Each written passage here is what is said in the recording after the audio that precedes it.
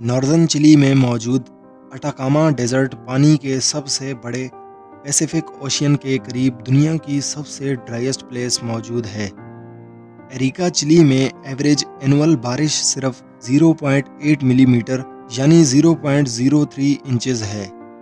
یہ خیال کیا جاتا ہے کہ اٹاکاما کی کالاما سٹی میں 400 سال تک بارش نہیں ہوئی۔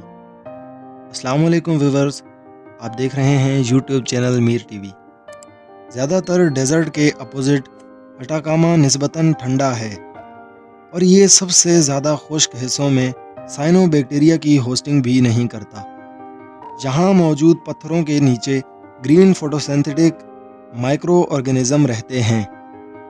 ناسا کے ایسٹرونومرز ایسے ماحول میں رہنے والے مائکرو آرگینزم کی تلاش کے لیے اٹاکاما کا سفر کرتے ہیں، یہ جاننے کے لیے کہ دوسرے پلانٹس پر زندگی کیسے موجود ہو سکتی ہے۔ اور کیا آپ جانتے ہیں کہ ہماری یہ زمین کبھی بھی مکمل طریقے سے گول نہیں ہے۔ پلانٹ ایکویٹر کے گرد 0.3% ایکسٹرا گھومتا ہے۔ نارتھ پول سے ساؤتھ تک زمین کا قطر 12,714 کلومیٹر یعنی 7,900 میل ہے، جبکہ ایکویٹر کے ذریعے یہ 12,756 کلومیٹر 7,926 میل ہے۔ اس لیے ہماری زمین انسانی آنکھ سے گول دکھائی دیتی ہے۔ ناسا کی جیٹ پروپلشن لیبارٹری کی رپورٹ بتاتی ہے کہ گلیشیئرز پگھلنے سے زمین کی کمر پھیل رہی ہے۔ زمین پر دن کی لینتھ بڑھ رہی ہے۔ جب زمین 4.6 بلین سال پہلے بنی تھی تو اس کا دن تقریباً 6 گھنٹے کا ہوگا۔ 620 ملین سال پہلے تک یہ 21.9 گھنٹے تک بڑھ گیا تھا۔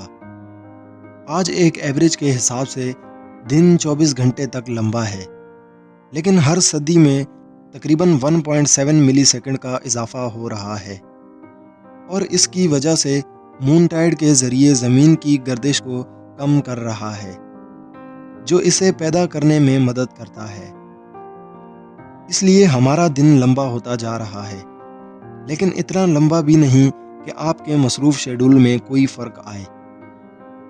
تقریباً 800 ملین سال پہلے وہ عظیم ٹیکٹونک پلیٹیں جن پر زمین کے لوگ سوار ہوتے ہیں، کانٹیننٹس کو اکٹھا کر کے ایک بڑے کانٹیننٹ میں جسے روڈنیا کہتے ہیں، جو آج کا نارتھ امریکہ ہے، اس کے سینٹر میں موجود ہے۔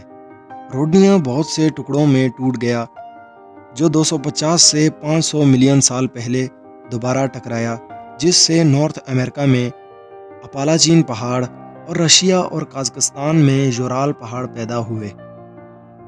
تقریباً 250 ملین سال پہلے کانٹیننٹس ایک بار پھر اکٹھے ہو کر ایک اور کانٹیننٹ بنا، جس کو پنگایا کہا جاتا ہے، جس کے چاروں طرف ایک ہی پوری دنیا کے سمندر ہیں۔ 50 ملین سال بعد پنگایا پھر ٹوٹنا شروع ہوا اور پھر یہ دو بڑے زمینی لوگوں میں بٹ گیا، گونڈوانا لینڈ اور لوراسیا، جو ان کانٹیننٹس میں بکھر گئے جن کو ہم آج جانتے ہیں یا جن میں ہم رہتے ہیں۔ تقریباً 600 سے 800 ملین سال پہلے زمین نے کئی انتہائی موسمیاتی تبدیلیاں کیں، جنہیں آئسی ٹائمز یعنی برفانی دور کہا جاتا ہے۔ آب و ہوا اتنی سرد ہو گئی کہ کچھ سائنٹسٹ کا خیال ہے زمین کئی بار تقریباً یا مکمل طور پر فریز ہوئی ہوگی۔ اسے سنو بال ارتھ تھیوری کے نام سے جانا جاتا ہے۔ فریز اور پگھلنے کے ایسے 4 دور ہوئے ہوں گے جو گرین ہاؤس گیسوں جیسے میتھین اور کاربن ڈائی آکسائیڈ میں کمی سے شروع ہوں گے۔ اس وقت زمین پول سے پول تک برفانی برف سے ڈھکی ہوئی ہوگی، اس لیے کہ سورج کی زیادہ تر توانائی برف کے ذریعے واپس اسپیس میں ریفلیکٹ ہوتی ہے۔ اس لیے پلانٹ کا ایوریج ٹمپریچر -50 ڈگری سیلسیس سے -74 ڈگری فارنہائٹ ہوتا ہوگا۔ ایکویٹر آج انٹارکٹیکا جیسا ہے۔ اگر سنو بال ارتھ کا وجود ہوتا، ایک ایسا ڈاٹ جس کا سخت مقابلہ کیا جاتا ہے۔ خوش قسمتی سے ہم سردی محسوس کرنے کے لیے آس پاس نہیں تھے، کیونکہ اس وقت صرف مائکروسکوپ اور سادہ جاندار موجود تھے۔ ارتھ پر برف کی تازہ ترین ایڈوانس تقریباً 70,000 سال پہلے شروع ہوئی، 11,500 سال پہلے ختم ہوئی اور 18,000 سال پہلے سب سے دور تک پہنچ گئی۔ اس وقت کے دوران گلیشیئرز اور برف کی چادروں نے گریٹ لیکس کے بیسنز کو تراش لیا اور دریاؤں کو روک دیا، جس سے مسیسپی اور امریکہ کے دریاؤں کا رخ مڑ گیا۔ اتنا پانی برف کی طرح پھنس گیا کہ سی لیول 120 میٹر تک گر گیا، یعنی 390 فٹ، جو اب سی باٹم ہے۔ پاسٹ میں ارتھ کا سی لیول بھی 70 میٹر یعنی 230 فٹ تک ہائی تھا۔ پریویس انٹرول در حقیقت آج کے مقابلے میں 5 سے 7 میٹر یعنی 16 سے 23 فٹ اونچا تھا۔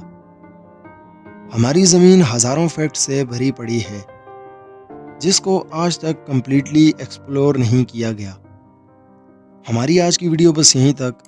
اگر آپ کو ہماری ویڈیو پسند آئی ہو تو چینل کو سبسکرائب ضرور کر دیں۔